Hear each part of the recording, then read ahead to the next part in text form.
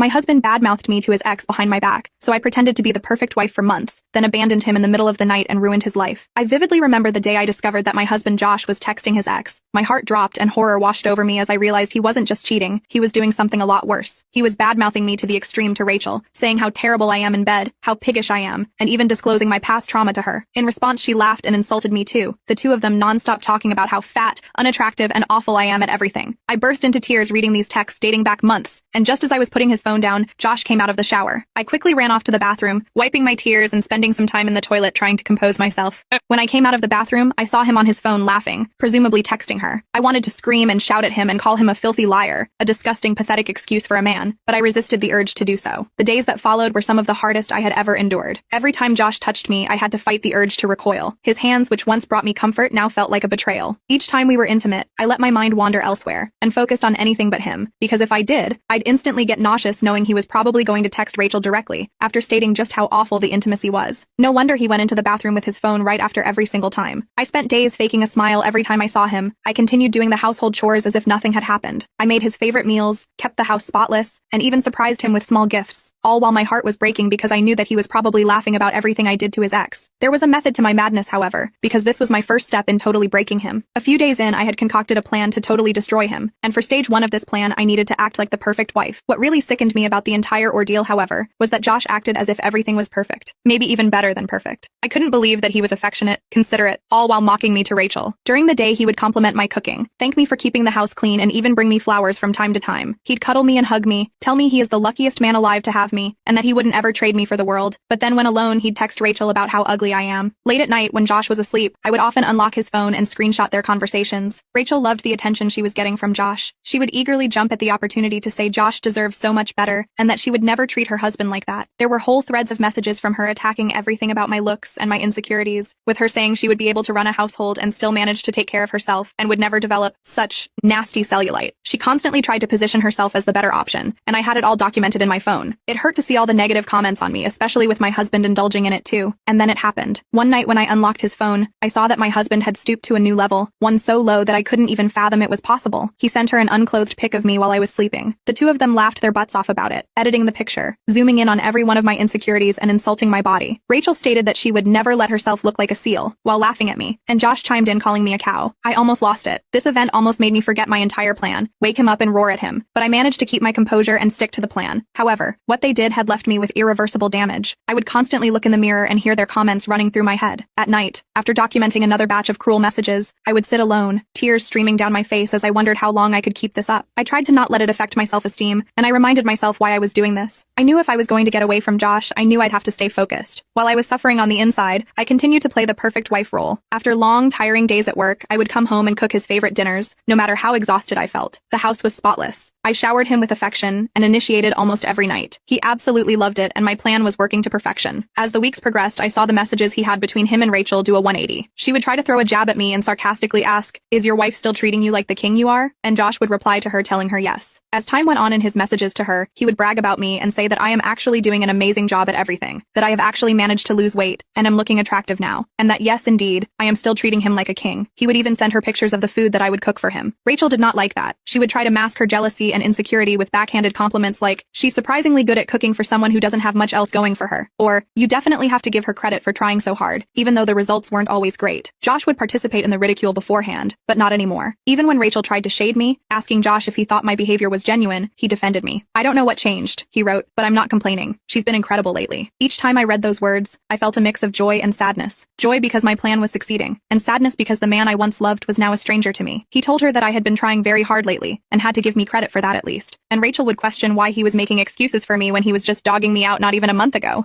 They even started arguing about me, with her always, questioning why all of a sudden Josh was defending me. He started to pull away from Rachel, and I could see the rift forming between them. This was extremely apparent when Rachel tried to make fun of me to him in regards to my body, something she has done many times, and something that Josh has gone along with more times than I count. But this time, he shut her down. He told her not to speak like that about my wife. Reading that message, I felt a small flicker of satisfaction. I continued reading their messages and felt a weird sense of pride in the fact I was doing all of this. And the best part was, Josh didn't even know what I had in store for him. I continued doing the ideal housewife duties while also maintaining maintaining my full-time job. I was getting tired, however. The days were long and the nights even longer, cooking elaborate dinners, keeping the house spotless, and always having a smile ready for Josh, who never offered to help with any chores. I knew I couldn't keep up this act much longer. I had enough evidence for the divorce, and one night I decided it was time. I stayed up late staring at my computer screen searching for a divorce lawyer to take on my case. Unfortunately, finding a divorce lawyer within my budget was not an easy task when trying to do so quietly, but after many days, I finally stumbled across one. Julia Richardson. Her profile was really impressive, and I sent her an email to schedule a time to meet. The next day, I checked my email and she told me her availability. Meeting with her in secret was a nerve-wracking experience. I would often tell Josh that I was meeting up with coworkers for an outreach event held by my job, then come back home and continue my housewife duties. The first time I sat down in her office, I was a bit nervous. Julia was a sharp-eyed woman. She listened intensely as I explained everything. She told me to gather as much evidence as I could, and the more proof that I have, the stronger my case will be. That was when I showed her the screenshots on my phone. She told me that it was almost solid and to get a bit more. So I did just that. The emotional turmoil was intense. I often cried myself to sleep. I also tried to talk to my friend Jess about the situation, but I knew I couldn't tell her everything. Josh was oblivious to how I really felt. He showered me with compliments and affection. It was almost laughable the way he thought he could hide the monster that was talking to Rachel. After one night of checking Josh's phone again, I noticed Rachel said something that was shocking. She asked that since I was being the perfect wife that he wouldn't have to come be intimate with her anymore. He replied that this is exactly what he meant, that they would no longer be meeting up and sleeping together. This was it. This was the evidence that I needed for my case. I screenshot this thread and go to bed. The next day, I met up with Julia with some hard evidence that he had been cheating with his ex. She tells me this is exactly what we needed, and we can proceed. She's forming up my case, and all I can think about is being free. She crafted our case against him, and I headed home. I planned my escape for the next day, and I was ready to go out with a bang. The next night came, and I had everything just right. I made him his favorite comfort foods. First, I served him some Caesar salad with fresh Parmesan. Then I served him a perfectly grilled ribeye steak prepared exactly how he liked it, medium rare. The sides were creamy garlic mashed potatoes and baked asparagus. For dessert, I made him his favorite dessert that his grandmother used to make, an apple pie. When Josh saw all that I made for him, his eyes widened from excitement. He downed all the food and praised me at how good it was.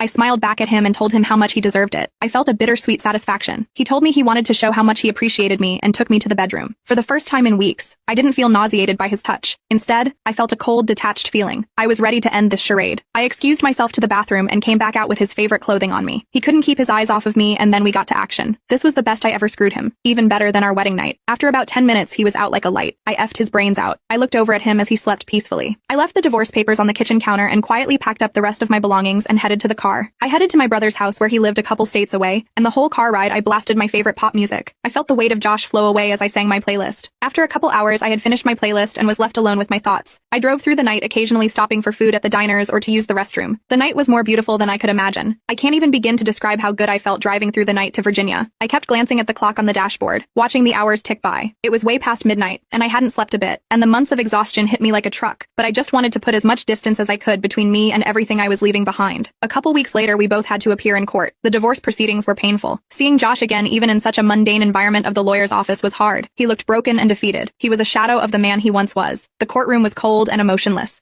Josh would try to explain himself in court and how he had already cut ties with Rachel, but it was too late. Each time we met, he seemed to sink further into despair. I felt a bit guilty but quickly squashed it. He had brought it upon himself. Our interactions were brief and formal. Josh tried to talk to me, but I refused to engage. He would try to meet me in the parking lot asking for answers and begging to find a way to work things out. I kept my responses short and formal. The evidence I had spoke for itself. I felt that there was no need for further discussion. As the divorce drew to a close, I began to feel a sense of closure. I found a new job and was making new friends in Virginia. It was hard to finally tell Jess the full extent of our relationship, but she understood what had to be done. She still comes to visit me sometimes.